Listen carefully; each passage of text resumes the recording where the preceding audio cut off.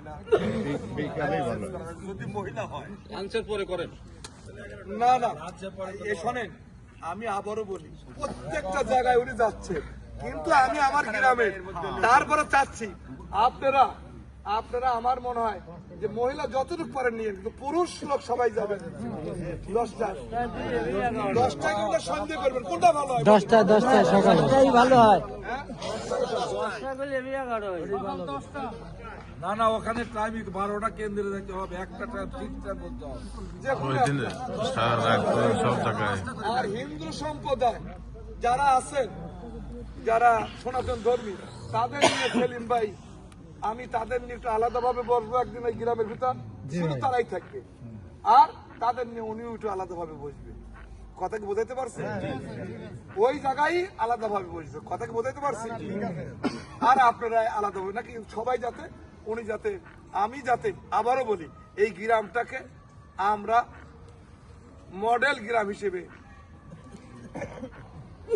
মানে আগামীতে আমরা দাঁড় করাইতে পারি। কথা কি বোঝাইতে পারছি? আমি আপনাদের কথা দিচ্ছি, আমরা রাজনীতি চাওয়া পাওয়ার কিছুই নাই। আমরা চাই এই গ্রামটা উন্নতি হোক, মানুষের নিরাপত্তা থাক, সব মতের মানুষ নিয়ে আমরা চলতে পারি। আবার আরেকটা কথা বলি, মামলার বিষয়ে বলছেন, যারা আমার দলের নির্দেশ, মাদকের বিষয়ে আমরা কিছু করতে পারবো না। মাদক সেবন আর মাদক ব্যবসায়ী, এদের সাথে আমাদের কোনো আপোষ নাই, এদের ভোট আমরা চাই। কথা কি বোঝাইতে পারছি? আর একটা কি চাঁদাবাজ, আর একটা কি যারা দখলবাজ, এটা আমার দলের নির্দেশ। আর যারা সালিশ বাণিজ্য করে টাকা দেয়, কথা কি বোঝাইতে পারছি? এদের বিষয়ে কিন্তু আমরা নিরাপত্তা দিতে পারবো। এতে কি আপনারা একমত দিব? তাহলে সবাইকে আল্লাহর রাস্তে এই ধানের শীষে বিজয় আপনারা করবেন।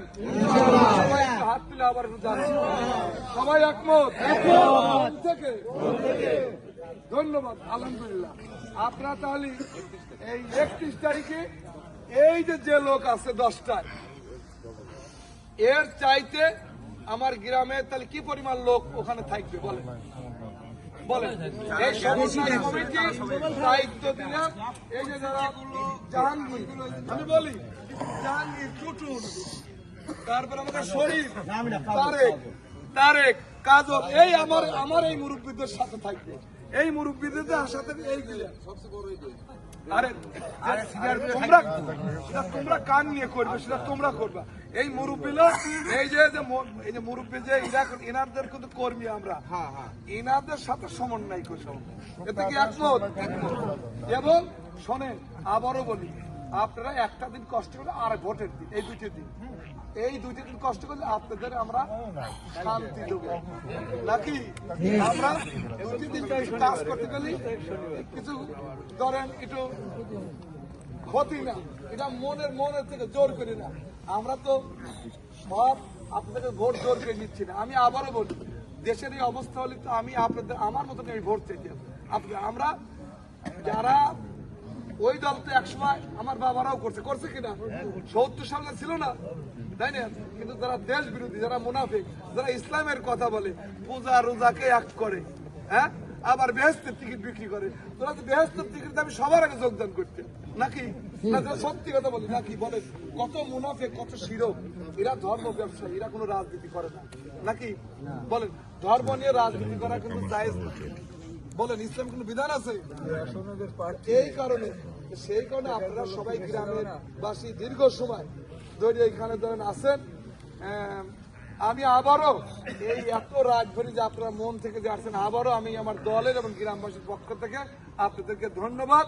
আসসালামু আলাইকুম, আল্লাহ হাফেজ। শনিবারে 10টা।